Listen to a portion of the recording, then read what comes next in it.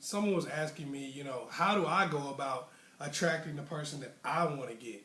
I attract people that really, don't want to give me what I want, or people who are not really what I'm looking for. I attract all kinds of different people, but how do I pinpoint the type of person that I want to attract? And I felt like that was a good question, because I know a lot of people do struggle with that, and a lot of people don't really see, how to build themselves into the person that they need to be to attract the person that they want. So, 5 steps to attracting the person that you want. Number one step to attracting the person you want is that you have to see yourself as a commodity on a market.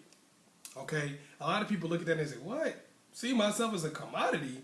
What? I'm not a commodity. I ain't no commodity. No, okay? I am a person. I understand that from your perspective. I get that. But we have to look at it the same way. Have you ever worked with somebody at a job and they really didn't understand that the job was a business? Maybe it was in sales, maybe it was something like that. But have you ever worked with somebody who just didn't get that you were working at a business? Like they just kept coming with their personal stuff and problems and things of that nature and expecting the boss and people who work there with you to care? I know I was late again, but see, what had happened was I was caught in traffic and my brother, his wife's grandfather's cousin died, and everyone was emotional about that. And you're like, dude, this is a business. Nobody cares. I don't know if you've ever been across the table from somebody who's interviewing, and you're like, well, why should we hire you for this job? And the person is on some, I'm just trying to turn my life around. I'm trying to be somebody. I've been dealing with a lot of problems in my life, and now, I just got off crack. And I'm trying to change myself, and I'm in rehab right now. I've slipped up a couple times, but I think this job will really keep me on track. You deal with somebody like that, and you're like, damn, man, this person doesn't know that this is a business. We're not here to help you. You're supposed to be helping us. We're supposed to be where it can be mutually beneficial. We're paying you. You help us. So you have to understand that unless you bring something to the table, no one's going to want to eat. They're going to want to eat with somebody else. So look at yourself as a commodity and say, okay, what am I supposed to be bringing to the table to get what I want? Because if you get in that mindset, then it makes the rest of it easier. The number 2 step to attracting who you want is take an honest assessment of yourself. And what I mean by that is, a lot of times we look at ourselves and we don't judge ourselves on the same measuring stick that we judge other people. With somebody else, we be like, oh my God, he's short, he's fat, he's broke. And then, you look at yourself, I'm a good person on the inside. Look at a girl, man, she ain't got no ass. She broke, she got 5 kids. And then we look at ourselves, I've got a good personality. You got to assess yourself in the same way that you assess other people.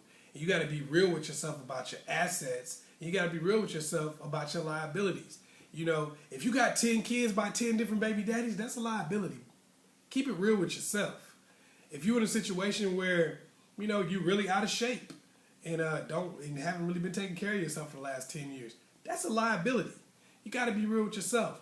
And when you think about the assets that you have to say, okay, what do I have going for me? Do I have enough things going for me that, that outweigh some of the bad things? Because there's some stuff you can't do anything about. You got 10 kids, 10 different baby daddies. There's nothing you can do about that. If you're 5'1" and you know that for the most part that's going to be a negative for you, there's nothing you can do about that.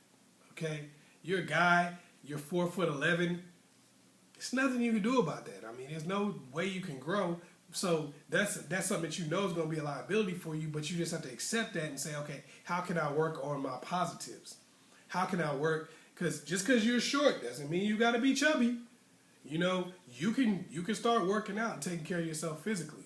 Just because you got 10 kids doesn't mean you got to be on welfare and be broke. It means you could get a job and start doing better for yourself financially, so maybe your kids aren't such a big deal to people. You could also maybe get along with them baby daddies a little bit so they can take those kids off your hands at times. And, somebody else ain't stuck constantly raising, those 10 kids that you have. You got to understand the fact that these are liabilities. Certain things that's going on in your life, they are liabilities.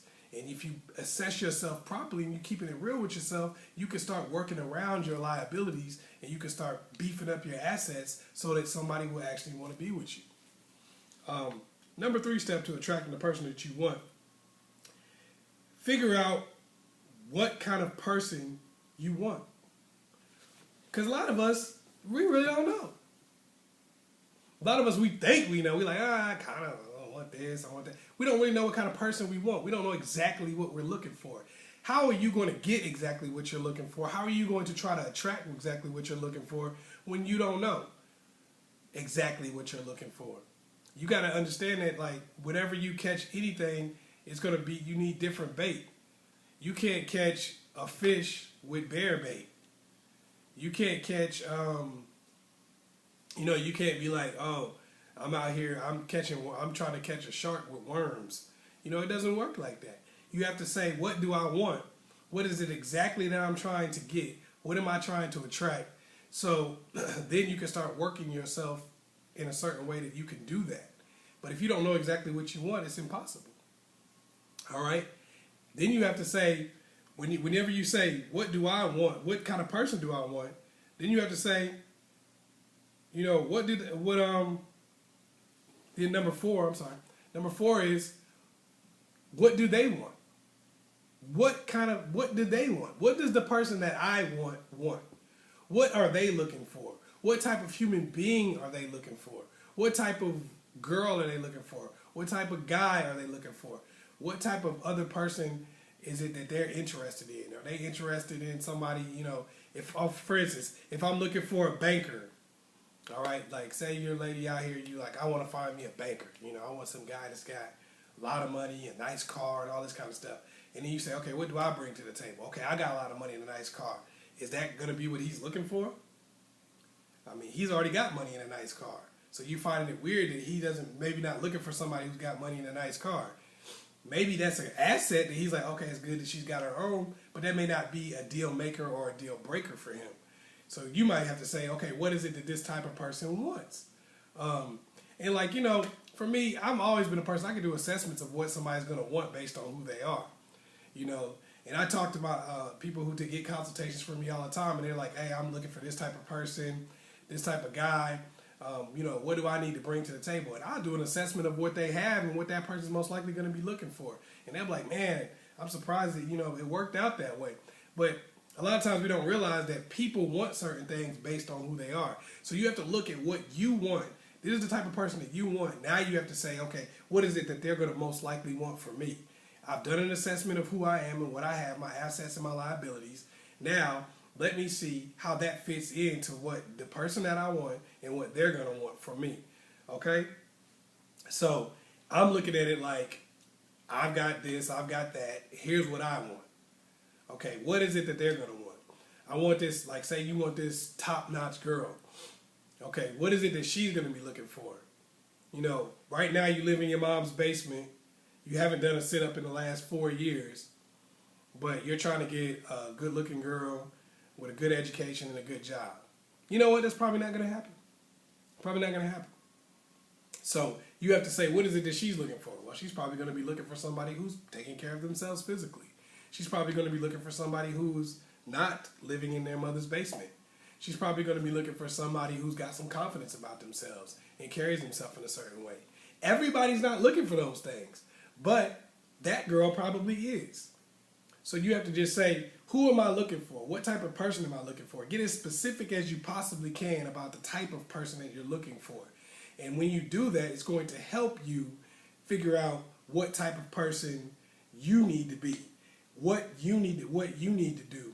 And then that goes into the last one, the 5th step, which is fill in the gaps.